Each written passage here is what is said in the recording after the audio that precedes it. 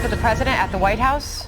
Earlier this morning, the United States Senate, as you all know, voted overwhelmingly by a margin of 70 to 29 to move forward with the bipartisan national security bill. Now it moves to the House. And I urge Speaker Johnson to bring it to the floor immediately. There's no question that if the Senate bill was put on the floor in the House of Representatives, it would pass. It would pass. And the Speaker knows that. So I call on the Speaker to let the full House speak its mind and not allow a minority of most extreme voices in the House to block this bill even from being voted on.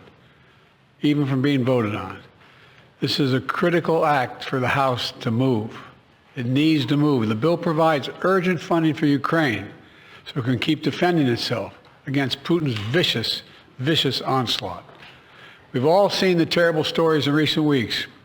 Ukrainian soldiers out of artillery shells, Ukrainian units rationing rounds of ammunition to defend themselves, Ukrainian families worried that the next Russian strike will permanently plunge them into darkness or worse. This bipartisan bill sends a clear message to Ukrainians and to our partners and to our allies around the world. America can be trusted. America can be relied upon. And America stands up for freedom. We stand strong for our allies. We never bow down to anyone, and certainly not to Vladimir Putin. So let's get on with this. Remember, the United States pulled together a coalition of nearly 50 nations to support Ukraine. We unified NATO, expanded it. We can't walk away now. That's what Putin's betting on. He just flatly said that. Supporting this bill is standing up to Putin. Opposing it is playing into Putin's hands. As I've said before, the stakes in this fight extend far beyond Ukraine. If we don't stop Putin's appetite for power and control in Ukraine, he won't limit himself just to Ukraine. And the cost for America and our allies and partners are going to rise. For Republicans in Congress who think they can oppose funding for Ukraine and not be held accountable, history is watching. History is watching. Failure to support Ukraine at this critical moment will never be forgotten. I want to be clear about something, because I know it's important to the American people. While this bill sends military equipment to Ukraine, it spends the money right here in the United States of America, places like Arizona, where the Patriot missiles are built, in Alabama, where the Javelin missiles are built, in Pennsylvania, Ohio, and Texas, where artillery shells are made. And the way it works is we supply Ukraine with military equipment from our stockpiles, and then we spend our money replenishing those stockpiles so our military has access to them. Stockpiles that are made right here in America by American workers. That not only supports American jobs and American communities, it allows us to invest in maintaining and strengthening our own defense manufacturing capacity. Look, this bill meets our national security priorities in the Middle East as well. It includes greater support for our troops serving in the region, who continue to defend against militia attacks backed by Iran. It also provides Israel with what it needs to protect its people against a terrorist group like Hamas and Hezbollah and others. And it will provide life-saving humanitarian aid to the Palestinian people who desperately need food, water, and shelter. They need help. And finally, this bill includes critical funding for our national security priorities in Asia, because even as we focus on the conflicts in Gaza and Ukraine, we must not take our eye off our national security challenges in the Pacific. It's the responsibility of a great nation, and we are a great nation that the rest of the world looks to. And I mean that. The rest of the world looks to us. The stakes are already high for American security before this bill was passed in the Senate last night. But in recent days, those stakes have risen.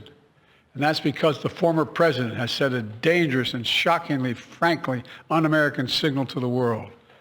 Just a few days ago, Trump gave an invitation to Putin to invade some of our allies, NATO allies. He said if an ally didn't spend enough money on defense, he would encourage Russia to, quote, do whatever the hell they want, end of quote. Can you imagine a former president of the United States saying that? The whole world heard it. The worst thing is he means it. No other president in our history has ever bowed down to a Russian dictator. Well, let me say this as clearly as I can. I never will. For God's sake, it's dumb, it's shameful, it's dangerous, it's un-American. When America gives us word, it means something. When we make a commitment, we keep it. And NATO is a sacred commitment. Donald Trump looks at this as if it's a burden. When he looks at NATO, he doesn't see the alliance that protects America and the world. He sees a protection racket. He doesn't understand that NATO is built on the fundamental principles of freedom, security, and national sovereignty. Because for Trump, principles never matter. Everything is transactional. He doesn't understand that the sacred commitment we've given works for us as well. In fact, I would remind Trump and all those who would walk away from NATO, Article 5 has only been invoked once, just once in our NATO history, and it was done to stand with America after we were attacked on 9/11. We should never forget it. You know, our adversaries have long sought to create cracks in the alliance. The greatest hope of all those who wish America harm is for NATO to fall apart. And you can be sure that they all cheered when they heard Donald Trump and heard what he said. I know this. I will not walk away. I can't imagine any other president walking away. For as long as I'm president, if Putin attacks a NATO ally, the United States will defend every inch of NATO territory. Let me close with this. You've heard me say this before. Our nation stands at an inflection point in history, where the decisions we make now are going to determine the course of our future for decades to come. This is one of those moments. And I say to the House members, House Republicans, you got to decide.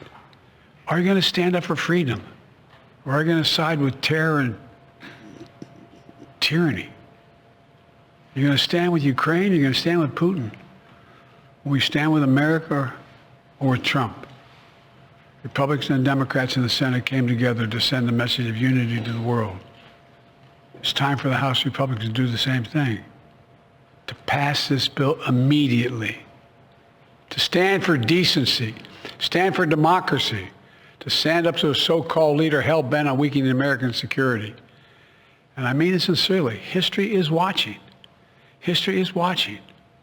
In moments like this, we have to remember who we are. We're the United States of America. The world is looking to us. There's nothing beyond our capacity when we act together. In this case, acting together includes acting with our NATO allies. God bless you all. May God protect our speakers, and I promise I'll come back and answer questions later. Thank you. Sir, when Trump said that, sir, what did Putin hear? What's plan B if the speaker doesn't act? Sir, the hostage